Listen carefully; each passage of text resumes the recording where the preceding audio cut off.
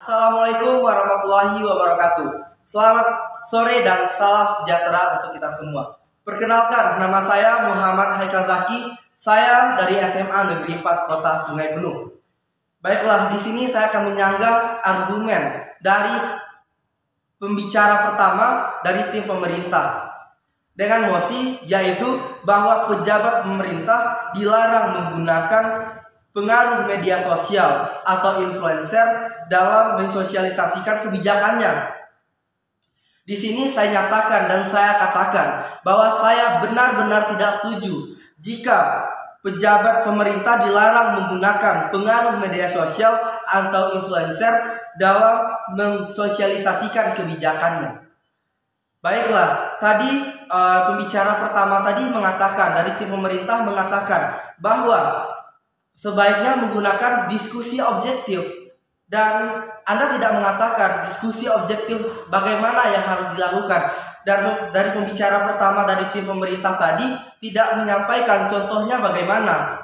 Dan menurut saya diskusi secara objektif ini akan merugikan bangsa dan kepemerintahan yang ada di Indonesia. Kenapa saya katakan demikian? Jika dilakukan diskusi objektif di saat situasi yang tidak memungkinkan saat ini, yang sebagaimana kita ketahui situasi COVID-19, maka yang akan terjadi jika diskusi dilakukan secara objektif, secara kampanye, itu akan menyebabkan penularan, akan menyebabkan menambahnya angka penularan COVID-19 ini, maka akan merugikan bangsa dan masyarakat yang terkena COVID-19 tadi. Dan selanjutnya, jika memang harus dipaksa dilakukan diskusi objektif, maka paling tidak bukan semua masyarakat yang diundang, malah yang diundang itu hanyalah pemerintah atau pejabat-pejabat tertentu saja yang diundang. Maka di sini saya katakan saya benar-benar tidak setuju. Bisa saja pejabat-pejabat tertentu itu dibayar oleh pemerintah untuk mengatakan hal yang tidak baik dikatakan dengan hal yang baik. Dan di sini saya juga menyatakan saya benar-benar tidak setuju jika pemerintah dilarang untuk mensosialisasikannya melalui media sosial ataupun influencer. Dan tadi pembicara pertama dari tim pemerintah juga mengatakan bahwa jika menggunakan influencer akan merugikan masyarakat Indonesia.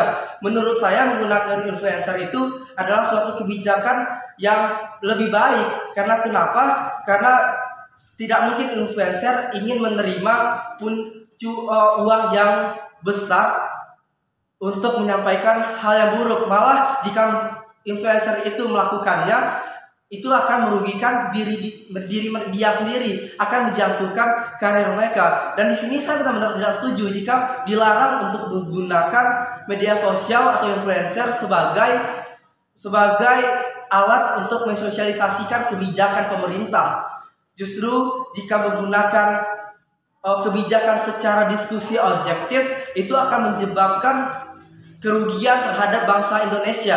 Dan menurut saya sendiri, influencer itu adalah salah satu cara terbaik di situasi COVID-19 saat ini. Karena kita ketahui tidak mungkin influencer yang ada di Indonesia ini ingin menjatuhkan diri mereka sendiri, ingin merugikan diri mereka sendiri untuk mendapat uang lebih besar dari pemerintah. Seandainya, sebagai contoh, suatu hari masyarakat tahu jika apa yang dikatakan oleh influencer itu adalah bohong, maka yang akan terjadi adalah kerugian pada influencer itu tersebut, dan akan menjatuhkan karir influencer itu tersebut. Dan sebagai contoh itu adalah Telegram. Jika Telegram mengambil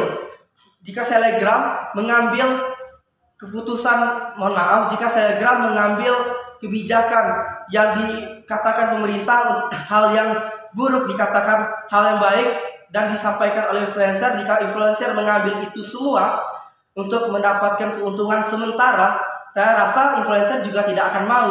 Karena kenapa? Karena akan merugikan diri influencer itu sendiri, karena akan merugikan masa depannya, karirnya, dan dia harus mencari pekerjaan di mana lagi selain dari endorse yang harus dia ambil selanjutnya, karena orang tidak akan percaya lagi karena dia telah menyampaikan hal yang buruk, disampaikan hal yang baik. Mana ada masyarakat yang akan percaya lagi terhadap influencer atau selebgram tersebut. Jadi di sini saya katakan, ya saya benar-benar tidak setuju jika media sosial dilarang untuk dilakukan untuk mensosialisasikan kebijakan pemerintah. Dan menurut saya sendiri, jika dilakukan diskusi objektif ini, maka yang akan terjadi merugikan bangsa dan negeri ini. Karena di situasi yang saat ini, yang kita ketahui saat ini, diskusi objektif tidak bisa dijalankan secara maksimal. Orang yang dipanggil adalah orang-orang tertentu saja. Mungkin orang yang dipanggil itu adalah orang-orang yang sudah dibayar. Karena oleh sebab